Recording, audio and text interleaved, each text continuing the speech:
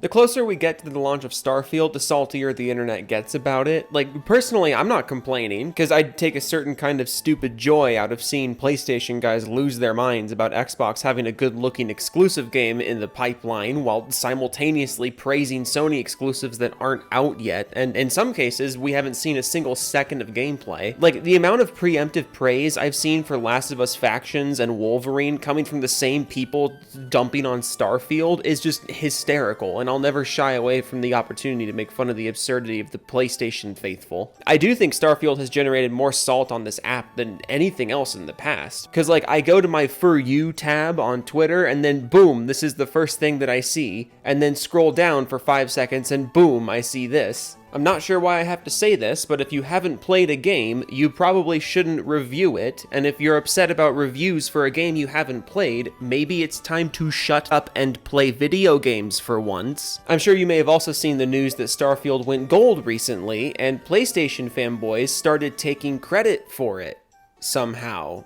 Like, you realize games have to go gold before they're released, right?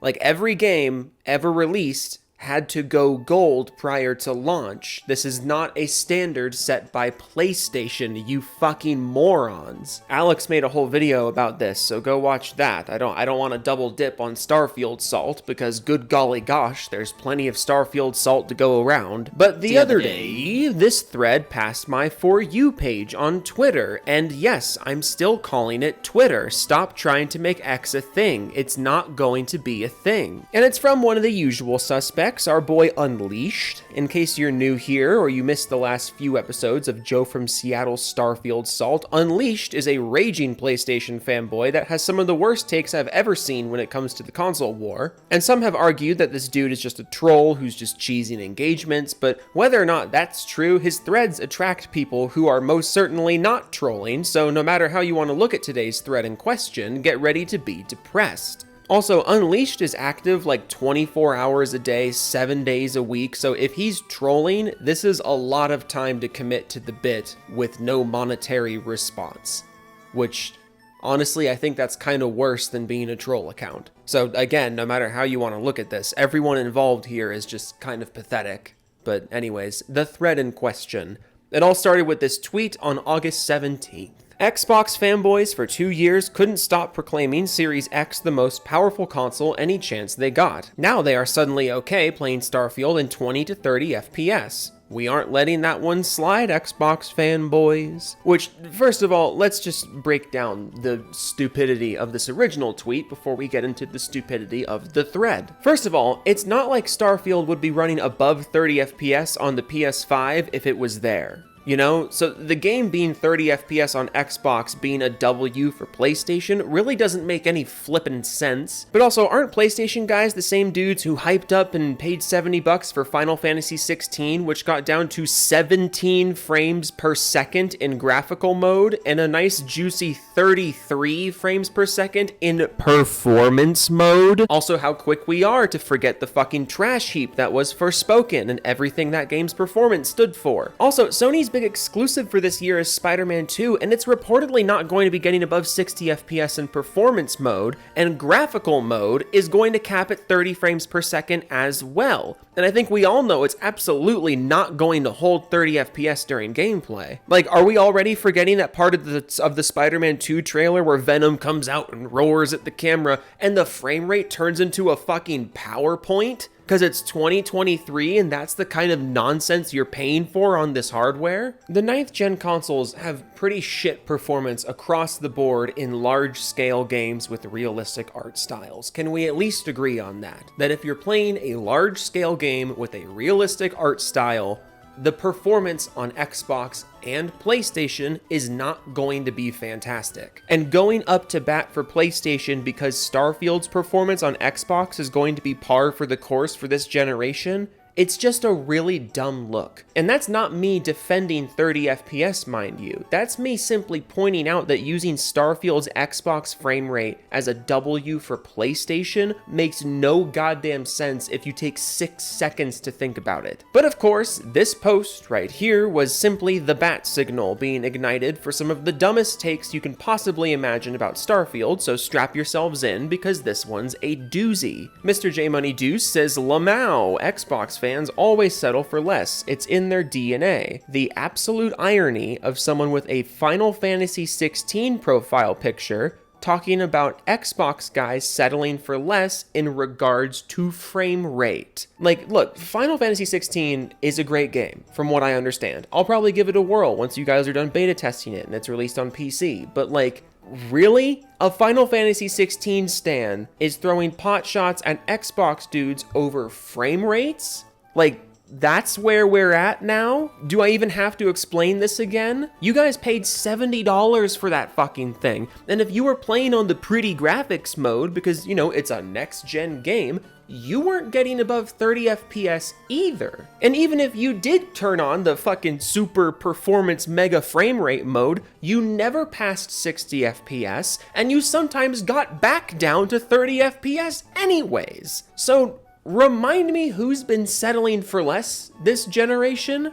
Because I think it's all of you. Ghost says, PlayStation is the basis of all combat. Only a fool trusts his life to an Xbox. What the fuck does...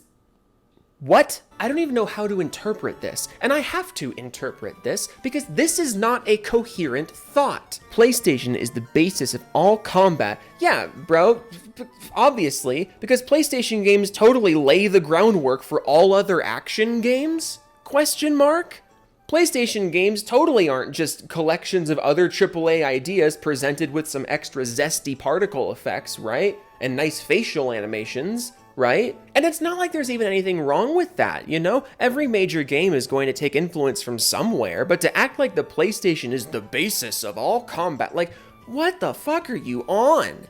And what does that have to do with Starfield? Are PlayStation Studios even capable of making something like Starfield? Are they even capable of making an RPG? Or are they rightfully worried that their core audience would be overwhelmed by the lack of hand-holding? But the second part is the dumbest part, like, only a fool trusts his life to an Xbox. Like, bro, it's not that deep. It's not that serious, I promise. But like, Sony lies to your face constantly. The entire Activision Blizzard acquisition drama just proved that these people have zero respect for you with how often Jim Ryan threw his player base and his own developers under the bus just to try and get a better deal. But yeah, no, you know, keep on keeping on here. You know, maybe Sony will send you a free t-shirt if you just suck their dick loud enough on Twitter. Broken Messiah, ooh, fucking edgy. Broken Messiah says, there's really dudes out here that bought expensive-ass TVs for 120 FPS games and are now saying they are fine with capped 30 FPS. Yeah, because Sony is totally killing Microsoft when it comes to frame rates, right? Right?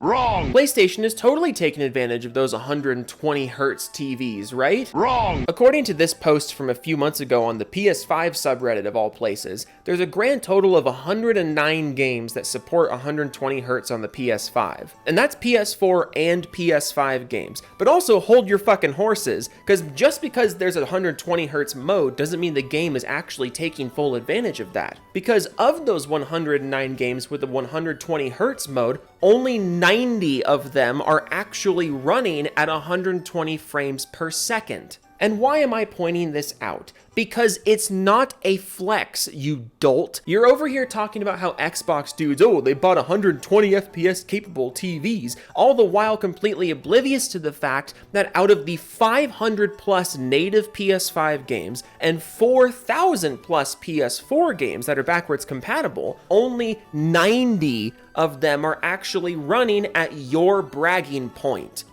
90 of them.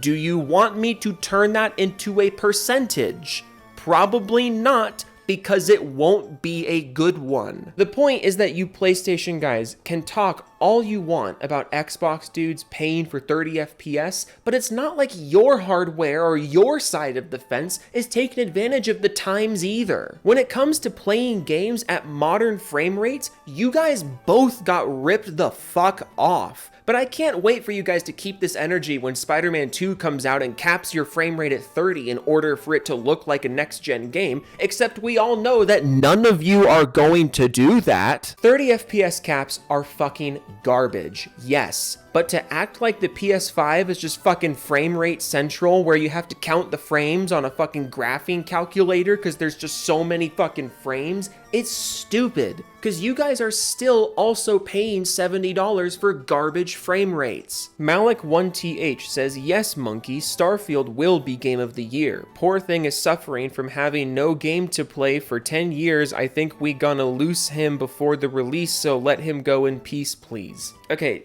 You realize Xbox has way more games than PlayStation, right? Like, the number of playable games on the Xbox is almost hilariously more than the PlayStation. But let's just assume you're talking about first-party games here, okay?